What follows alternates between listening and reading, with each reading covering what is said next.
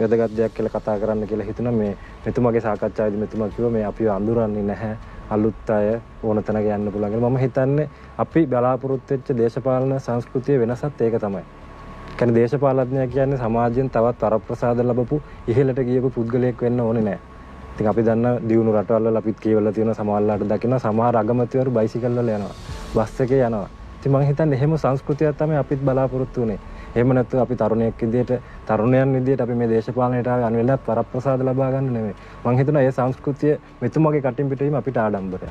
ඉතින් මේ වගේ වැදගත් මේ අපි මේ වැදගත් සංවාදයක ඉන්නකොට අපි වගේ කියන්නේ ප්‍රසිද්ධ නොවීම කියන එක මම හිතන්නේ ප්‍රසිද්ධ වෙන ක්‍රමවලින් නෙමෙයි අපි ප්‍රසිද්ධ වෙන්න ඕන වැඩ කරලා අපේ සමහර තීන්දුව තීරණ වලින් රටට කරපු වැඩවල වලින් තමයි ප්‍රසිද්ධ වෙන්න ඕන. එහෙම නැත්නම් මෙතුමා කියපු නම් වගේ විවිධ හේතු හින්දා සමහර අය ප්‍රසිද්ධ වෙලා තියෙන පාර්ලිමේන්තු නිදා ගන්න එකට.